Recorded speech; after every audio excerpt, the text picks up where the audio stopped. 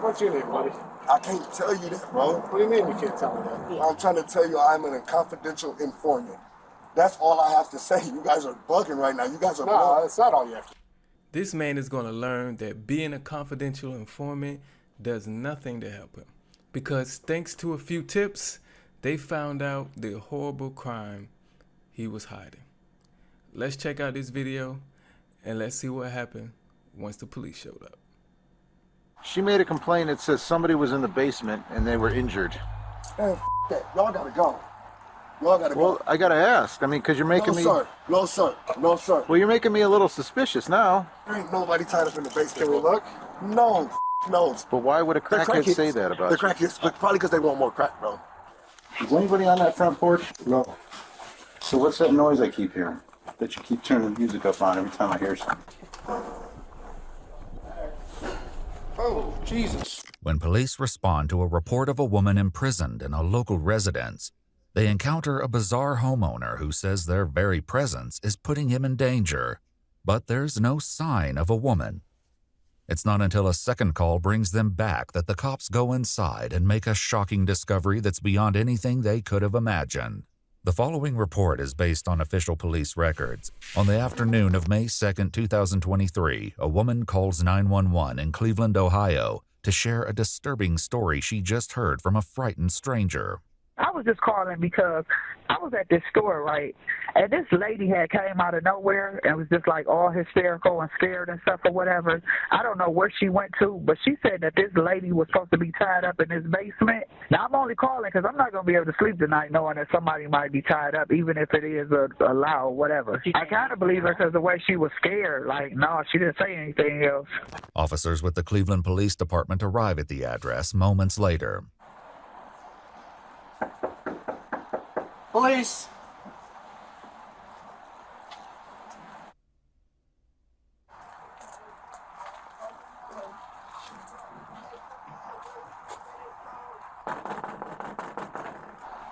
There's music coming from the back. Hello?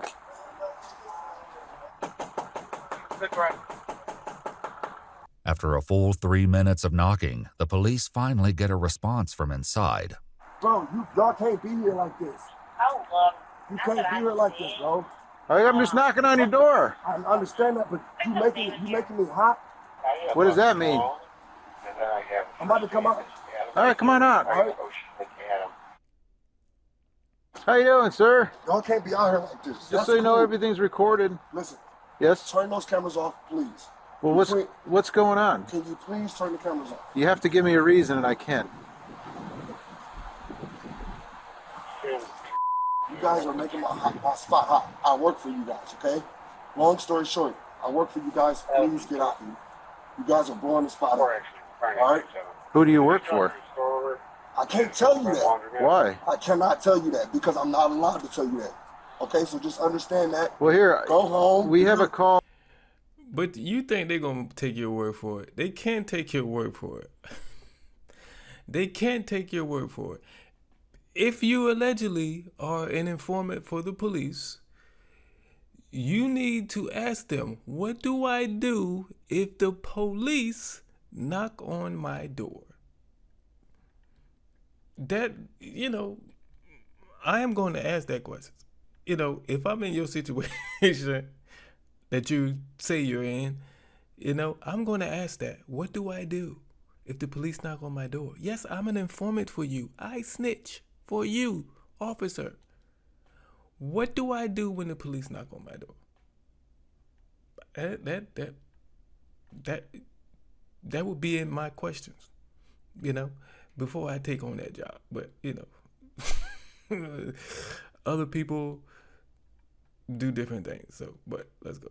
Oh, here, sir, let me just tell you why we're here, and then we'll leave. It could be nothing. I don't know. I don't know anything about you. All right, I'm just saying, y'all can't be here. Y'all making my spot hot. All right? After pushing the cops to leave, the man finally asks what brought them here to begin with. What was your call about? Did you have a female here earlier that was a white female in a black coat? Hell no, bro. All right, well, here's the complaint. What's the complaint? She made a complaint that says somebody was in the basement and they were injured. Man, that. Y'all gotta go. Y'all gotta go. Well, I gotta ask. I mean, because you're making No, me. sir. No, sir. No, sir. Well, you're making me a little suspicious now. Man, listen, you need to leave. Not only do the police stick around, more of them soon arrive. Oh my gosh, there's too many f***ing people here. Well, it's no big deal, man. Man, it is a big deal. What? I'm trying to tell you guys up. Well, we were told that the lady's tied up in the basement. There ain't nobody tied up in the basement. Can we look? No, no, but like, Why not? because I say so. Is someone tied up down there? No. What's your name, buddy? I can't tell you that, bro. What do you mean you can't tell me that? I'm trying to tell you I'm a confidential informant. That's all I have to say. You guys are bugging right now. You guys are No, bugging. that's not all you have to say. That's, Who told you that? I can't say nothing else. Well, if Please. there's someone tied up in the basement, we got a There's problem. nobody in the basement. I just, what I So really, why can't I look? why do you, Because all that stuff that went on in the past with those 3 girls, man, we got to take this seriously. what and 3 look into girls? it. What 3 girls? Gina, I don't know them. all Man, that y'all- stuff. You know what I'm saying? Listen, though? I'm If about we to don't give- take this seriously, I'm and about, there's to something give you my, going I'm on. about to give you my social security number. Oh, yeah. Here you go. Stop. Please don't That's do all this. right. Please We're don't. not going in without you. Yeah, he can't do that. Tell him please not to do that. While the man appears to believe that his status as a confidential informant puts him above suspicion, the police don't share that view. Wait. Detective Smith, please, go. Which please. Smith? Detective Smith. The one in. 2nd District. Okay, that's how you know I'm not. Okay, well, I guarantee. His phone number's right here. No, no, listen. I'm not We'll gonna call play him. with y'all. Listen, we'll Don't call him. Don't. Well, why don't wouldn't I call call him him? here. Don't Listen, call him will here. you stop talking for a I moment? can't, bro. My life is on the line. Who's on the line? All you had to do was talk to us. You're the one who came outside. Y'all don't know what's going on, baby boy. That's all I'm saying. Listen, I got once drug again- dealers and everything that drive past here, and I got 5 cars out here. All right. Y'all about to get me killed out this. Well, why are you acting this way? You understand why I'm acting this way, dude? No. If we have to call Detective Smith and say, hey, do you think this guy would have a girl tied up in his basement? He's gonna say no. Is he? 100%, bro. I just He's left. willing to risk his career for all that? You think I'm? Oh my gosh, you're gonna take a crackhead's word over Detective Smith's word, right? I haven't spoken to Detective. How do you know the woman was a crackhead? Did they say she was a crackhead? He just asked, did you have a woman here earlier that had this description? He didn't say anything about crackhead unless they edited that part out. But he didn't. I didn't hear him. Did you hear him say anything about crackhead? If you heard him say crackhead, the police say crackhead, let me know in the comments because I missed it. But let's go. Detective Smith. Well, you're gonna talk to him. He's gonna let you know what's going on. I was down there for an hour with him yesterday. Okay. I just left my probation But officer. why would somebody Because say they're that? crackheads. But why would a They're crackhead crackheads. say that about They're you? crackheads, but probably because they want more crack, bro. Do you have crack? No, I'm not gonna. Why would I say that? Why would you ask me that on camera? I don't Why know. do you do that to me? I know I don't have no crack. It's my job. Well, why would the crackhead be here then? This man is wow. And the most confidential informants don't come screaming out the back door, I'm a confidential informant, do they?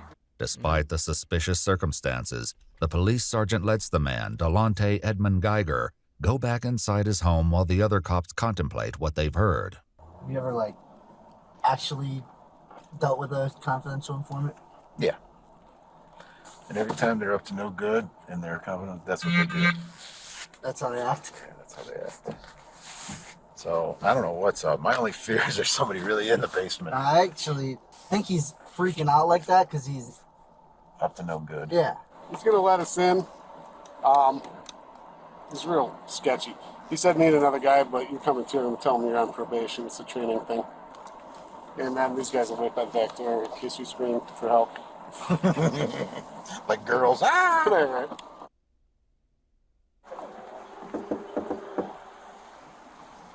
So like loud music playing. So you can hear the screams. If it's a joke, it's one that will become much less funny before this day is through. Hey, do you mind if the record goes? No, dude. There's too much going on. No. Just No. All right, stand outside. Leave this crack though in case we scream. Nobody about to do nothing to y'all, dude. You guys got guns No, on no, you. no, you can't. Y'all wrong. Seriously, No. just crack it. Just in case we scream for No, you bro. understand. They're not coming in. Oh, You have my word. Unless you start screaming. With that, the police go into the residence, and as the sergeant checks the basement, his backup waits upstairs with Delonte. I got PTSD. All right. I've been stabbed 7 times, shot twice. Well, have we done any of that to No, you? no. It's just, I'm trying to change my life and work with the police, and like, I just don't do that every day. You feel me? Turn that down for a minute. Yeah, there we go. Actually, turn it off until we leave and then you do what you want. That way I can hear everybody. Please. Me. All right, so what? Is someone just pissed off at you or something? I'm trying to tell you, bro. Big love, bro. We'll never come back here again. Okay? All right. You want to lie back? What happened to your hand? Well, listen. I got scratched. Like what? Yeah.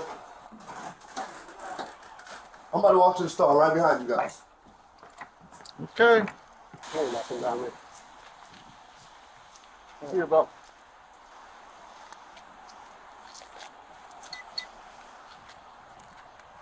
No cost. Okay. You might want to keep an eye on this house. I know. As it turns out, the cops will be back sooner than they may have thought. That evening, a woman tips them off that Delonte showed her pictures of a woman being tortured and zip-tied to a chair, warning that he would soon do the same to her. The police go back to the house at midnight, and once again, it's not easy to get someone to the door.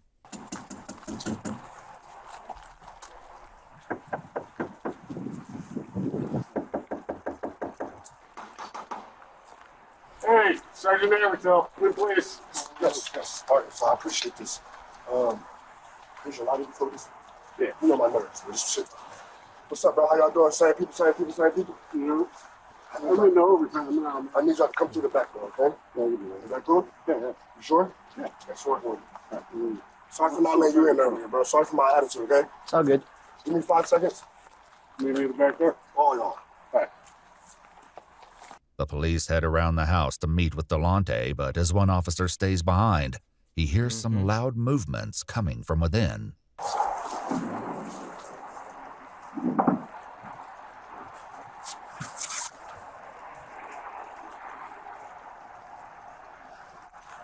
Delonte soon lets the cops in, and they head straight down to the basement to continue the search they cut short this afternoon.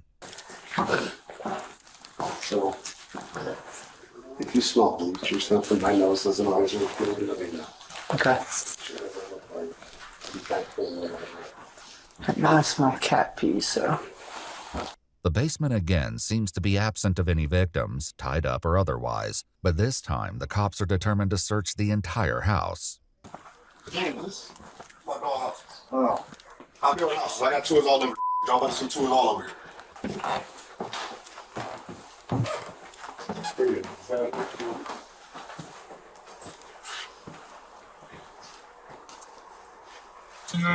Close.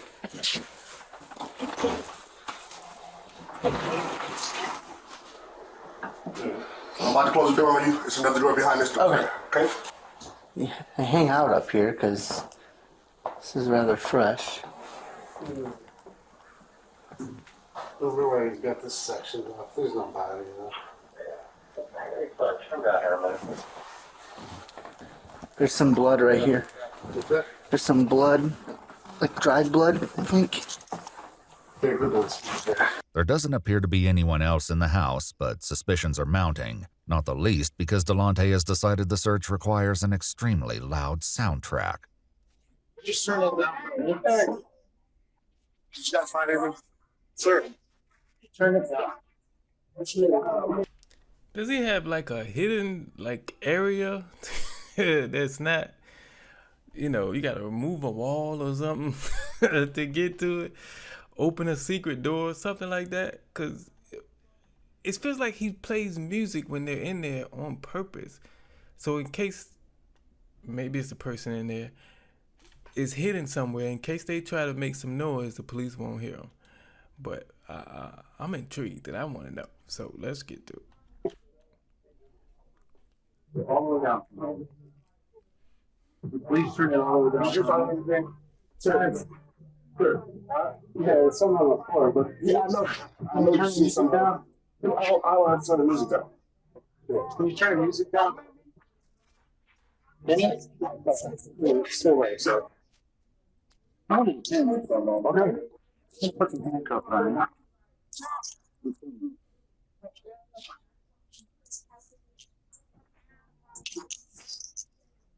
No, turn the music off. With the newfound silence, the police turned to Delonte, determined to finally get to the bottom of this runaround. But even on a day filled with rumors, strange claims, and unsettling tips, none of them are prepared for what comes next. Is anybody on that front porch? No. So what's that noise I keep hearing? That you keep turning the music up on every time I hear something? Is anybody on there? I heard him dragging something out when we went from the front to the back, too, just so you know. Is anybody in that front end? Because I heard voices or movement or noise. Yeah. Who's up there?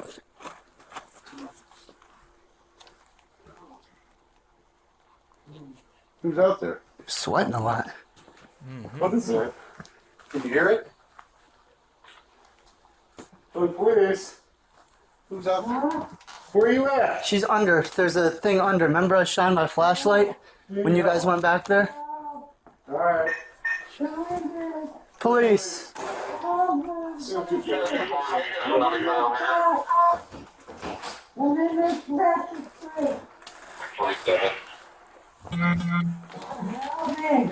All right. Yeah, I heard him sliding something under there when he went from the front to the back. Where are you at? Where you at, man?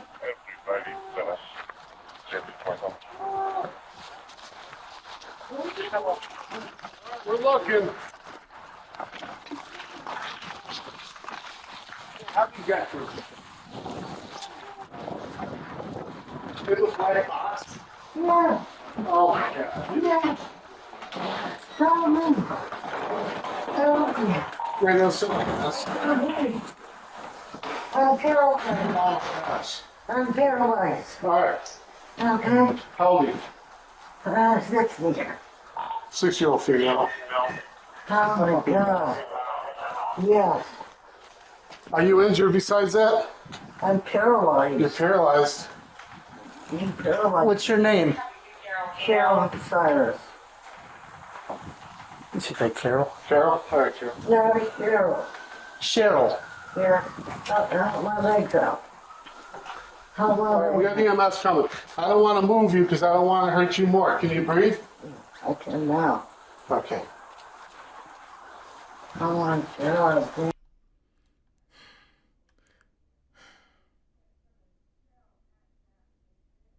You deserve prison, man. And more than that, like, I don't know if there's a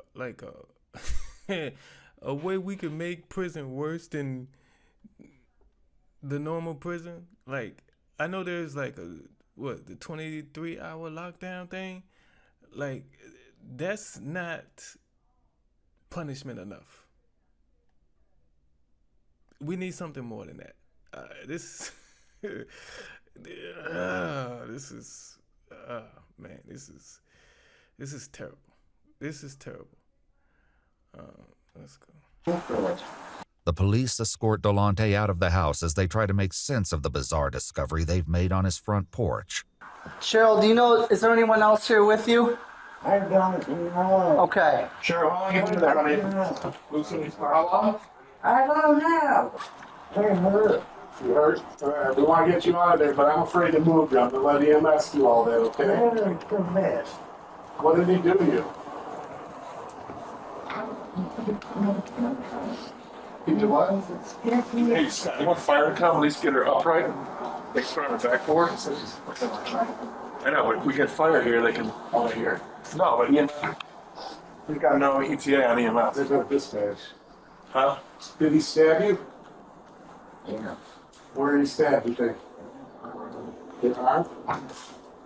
Yeah. Did he sexually assault you at all? Do you know how long you've been here? Is it just one day? Yeah. Okay. But even with Do you know how long you have to be somewhere trapped to not know how long you've been there?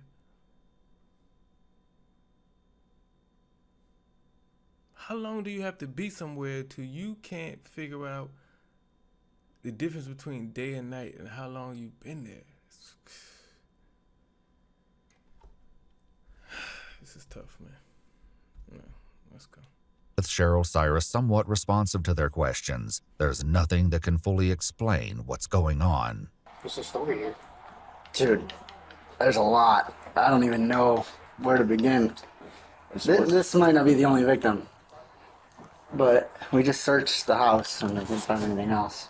As rescue personnel get Cheryl free of the box and transported to the hospital, police conduct another search of the home. She was supposed to be wearing a pink hoodie with pants. So she had, no, she was completely nude. Oh, Jesus. Cat. Cat scared the hell out of me. And the attic's done. There was a pink hoodie, that was it. Pink hoodie? Did she say it was this room or? She just said that like he was transporting her from like the basement up here, and like that there was going to be an AK-47 in here, drugs. Yeah. We have to pull it apart to find a serial number. There's no sign of any other victims in the house, but the one they did find will give detectives more than enough to discuss with Delonte when they visit him in jail the following night. Obviously, we know some bad things did go down yesterday. Do want to give you a chance to go over it. I'm a confidential informant for Detective Larry Smith out of the 2nd District. Okay. Who cares? Who cares? It doesn't mean you can commit crimes and get away with it. Why are we even talking about that? Why are we even talking about that? Who cares? I don't care. I don't care if you was the freaking police sergeant. I don't care.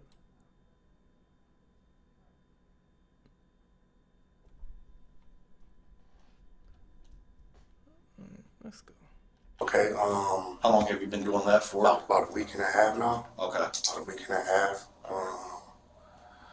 And that was cool, but it's like I wasn't going to kill her, though. I wasn't going to. I've been feeding her, and you know what I'm saying. But I just can't have her out on this.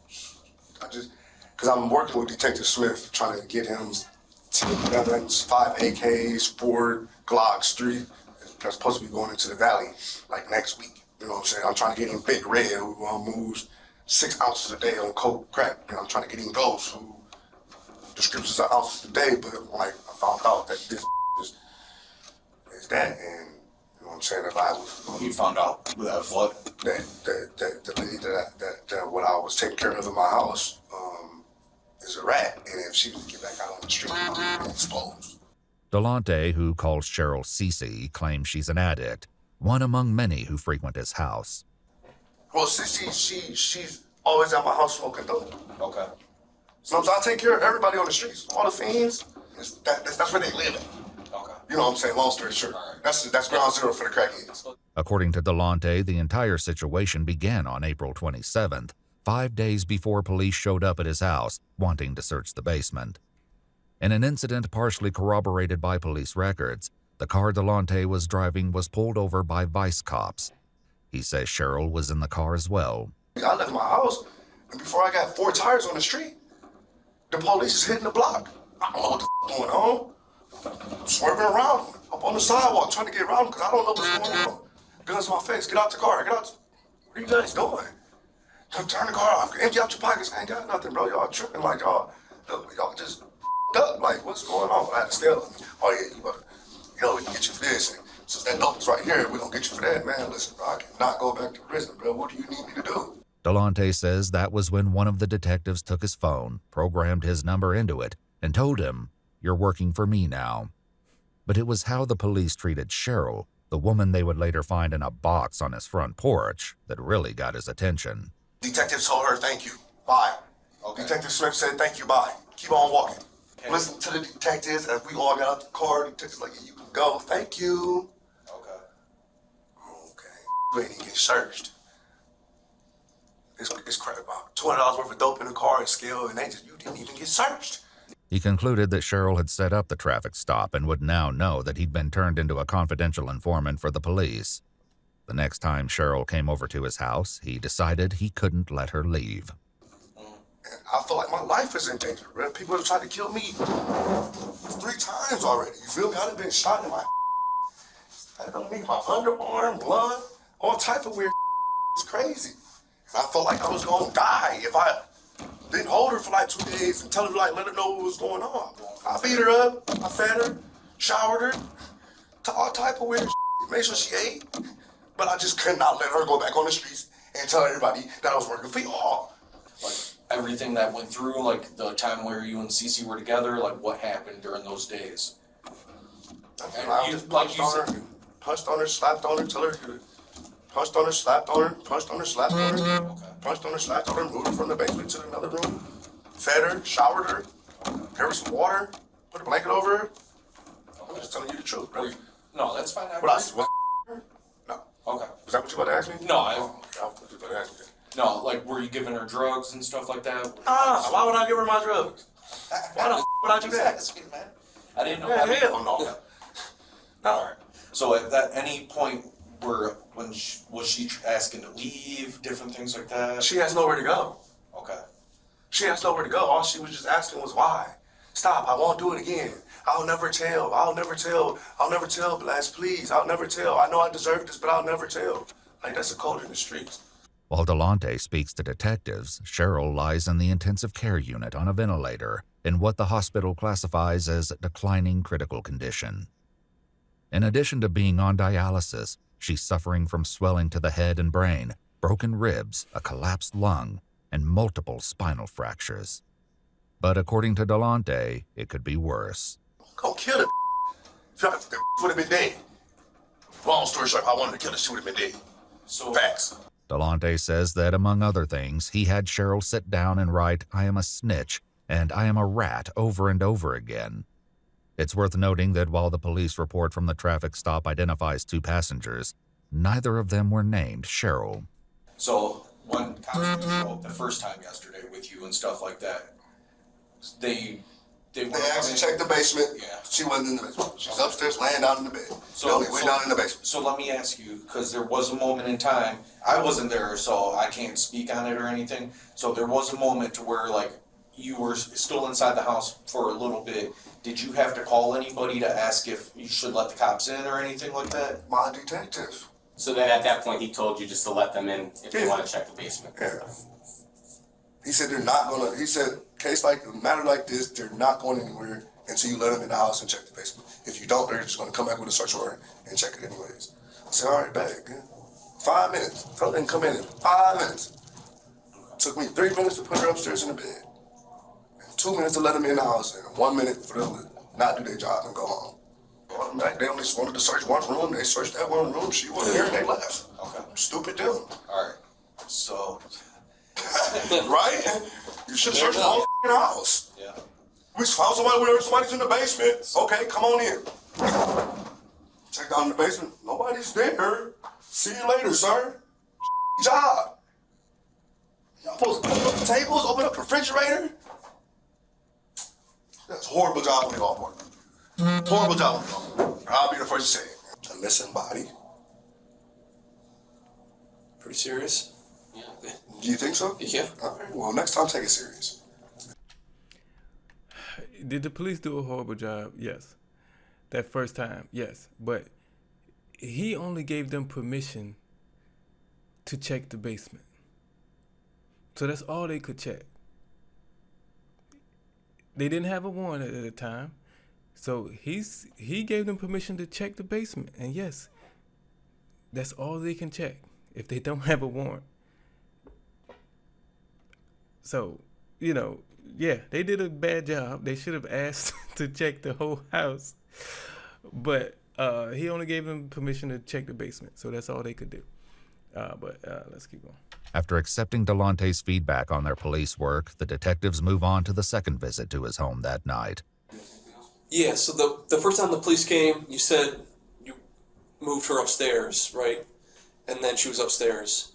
Obviously, the second time the police came, she was in that tote, right?